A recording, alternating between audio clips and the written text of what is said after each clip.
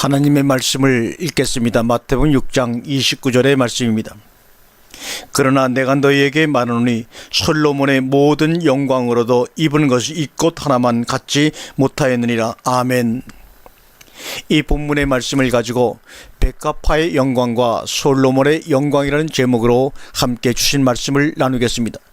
자연적인 것과 인위적인 것, 어느 것이 더 아름답습니까? 그것은 솔로몬의 찬란한 왕궁과 백합화의 한 송이의 순수한 아름다움과 비교될 수 있을 것입니다. 의복 문화가 인류 문명 과정 중에 제일 먼저 시작된 문화라는 것은 성경적으로 잘 알려진 사실입니다. 사람이 아니 왜 사람만이 구원의 필요성을 가져야 하는가? 그것은 사람만이 죄인이기 때문이요. 왜 죄인인가 하는 것은 옷을 걸치고 있기 때문이요. 왜 걸쳐야 하는가? 수치를 가리기 위해서입니다. 왜 수치스럽게 생각하는가는 죄 때문인 것은 여러분이 너무나 잘 알고 계실 것입니다. 고로 의복 문화는 죄 문화라고 말할 수도 있습니다. 옷이란 원래 수치를 가리기 위한 수단이요 방편이었습니다. 그것이 오늘날 발전하여 자신의 죄나 부를 가시하기 위한 방편으로까지 발전 타락한 것입니다. 어떻게 하면 적당히 자기 수치를 가릴 것인가의 원시적인 가림에서 이제는 어떻게 하면 자신의 의복이라는 방편을 통해 자기를 과시하는 문화적인 PR 수단이 된 것입니다. 그러나 주님은 오늘 본문에서 솔로몬의 모든 영광 가운데 입은 것이 이 꽃 한 송이만 못하다고 평가절하가 아닌 낙제점을 주고 계십니다. 꽃을 비롯해서 피조물 모든 의복이라는 것을 모르고 삽니다. 왜냐하면 그들은 인간들이 수치스럽다고 느끼는 부분을 수치스럽다고 느끼지 않기 때문이죠. 그래서 그들은 벗고 사는 것이 아니라 생긴 그대로 살아가는 것입니다. 그렇다고 그들 중에 강간범이 잡혀 경찰서 입장에 갇혀있다는 신문 보도를 본 적이 없습니다. 왜 그럴까요? 그들은 음욕으로 강간을 하는 것이 아니라 본능적인 행위만 할 따름이기 때문입니다. 본능이란 생긴 그대로 사는 것입니다. 욕정이 정죄의 대상이 될지언정 본능은 결코 정죄받지 않는 것입니다. 감추는 것은 호기심을 불러일으키고 그 호기심은 감추어진 부분을 벗겨보거나 들춰내고 싶은 충동을 일으키고 그 충동은 행위를 낳아 상대에게 피해를 입히는 범법 행위를 하게 합니다. 창세기 2장과 3장은 극한적인 대조를 이룬 두 개의 장면입니다. 어떤 면에서 극한적인가 하면 앞장은 두 사람 다 무죄의식이었다는 점이요 3장에서는 유죄의식이었다는 점이죠.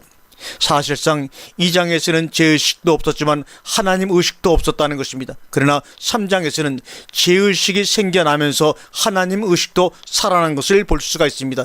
이것은 마치 아들이 잘못한 것이 없을 때는 아버지 의식이 없다가 무슨 잘못을 저질렀을 때는 아버지 의식이 강하게 살아나는 것과 같습니다. 우리가 아버지 즉 하나님 의식을 강하게 가지고 있는 것은 사실 그리 좋은 현상은 못 됩니다. 왜냐하면 긍정적이든 부정적이든 아버지 의식이란 자식에게 그리 좋은 것은 아니기 때문입니다. 가정이 참으로 원만하고 행복하다면 자식들은 부모 의식이, 부모는 자녀들 의식이 변하지 않고 안정된 의식, 평범한 의식을 가지고 있을 뿐입니다. 항상 함께 산다는 것은 상대 의식이 희박해진다는 말과 같은 말입니다. 가끔 만난 애인과 항상 같이 사는 부부간의 의식 상태가 결코 같을 수 없는 것과 같습니다. 구원받은 그리스도인의 의식 상태가 어떠해야 하는가? 바로 창세기 2장 상태에서 생명나무로 나아가 생명의 열매를 먹고 영생하는 상태 이상도 이하도 아닙니다. 다시 말하자면 자연 상태에서 생명과를 양식으로 먹고 사는 것뿐이라는 것입니다. 자연이란 생긴 그대로 존재하는 것입니다. 벌거벗었으나 수치는 그만두고라도 자신들이 벌거벗었다는 것조차도 의식하지 못하는 상태입니다. 어떤 강아지가 사람들 앞에서 수치 부분을 가리는 것을 본 적이 있습니까? 그것이 바로 그들의 의식 속에 죄의식이 없다는 것이요 또한 그들이 무죄의 상태에 있다는 말이기도 합니다.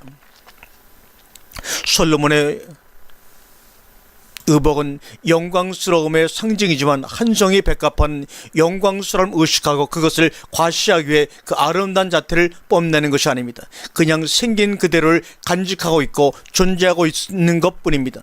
아니, 자신이 사람들에게 아름답게 보일 거라는 그런 의식조차도 없습니다. 그냥 생긴 그대로를 있는 그대로 있을 뿐입니다.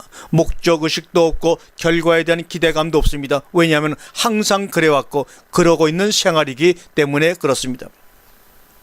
모든 백합 송이들이 그렇고 항상 그렇기 때문에 특별한 것도 대단한 것도 없습니다. 모든 사람은 그냥 사람일 뿐입니다. 다만 무슨 일에 종사하느냐의 차이점만 있을 뿐입니다. 상대의식과 비교의식은 자신을 불행하게 만들거나 자만하게 만드는 것 외에는 아무런 유익이 없습니다. 오늘 본문에서 주님의 말씀은 솔로몬의 의복과 백합 한 송이의 영광스러움을 비교하고 계신 것이 아닙니다. 옷과 백합 송이가 같지 않다는 것, 옷과 백합송이가 같지 않다는 것입니다. 원문을 우리가 직역하여 보면 다음과 같습니다. 솔로몬이 입은 것이 이 백합화들 중 한 송이 같지 결코 못하다입니다. 그렇습니다. 어떻게 백합화 송이하고 옷을 비교할 수 있습니까? 비록 호화찬란한 의복일지라도 비교될 수가 있겠는가 그 말입니다. 아무리 비싸고 좋은 옷을 입는다고 할지라도 인간끼리 도토리 키재기를 할 뿐 자연과는 비교될 수 없다는 말씀입니다. 아니, 더 중요한 말씀은 아무리 인간의 몸부림으로 아름답게 꾸며 보려 할지라도 하나님의 이 비우심과 비교될 수는 없다는 말씀이요, 또 아무리 속에 수치를 가리우고 겉으로 아름답게 꾸며 속여보려고 해도 속의 진실과 순수성으로는 이겨볼 수 없다는 말씀이기도 합니다. 아니, 백합화에게는 속이라는 겉에 반대말이 따로 있을 수가 없습니다. 겉으로 보이고 나타난 전부가 속이요 또한 겉입니다. 다만 인간들만 겉과 속과 겉이 있어서 하나님은 사람들의 겉을 제끼시고 속 중심을 보시니라 수고를 좀 더 하실 뿐입니다. 그래서 주님은 속과 겉이 다른 서기관들과 바리새인들을 보실 때마다 질책을 하셨던 것입니다. 우리는 백합화를 배워야 합니다. 옷을 홀랑 벗고 거리를 갈보하면 풍기물란죄로 잡혀가야 하는 우리 말입니다. 벗는다고 생각하면 이상하니 생긴 그대로 산다고 생각하고 우리 모두 옷은 벗지 말고 생긴 그대로 살아봅시다. 죄인은 죄인답게, 그리스도인은 그리스도인답게, 가난한 자는 가난한 자께, 청소부는 청소부로 떳떳하게, 대통령은 대통령으로 성실하게, 목사는 목사로, 성도는 성도로 말입니다. 아멘.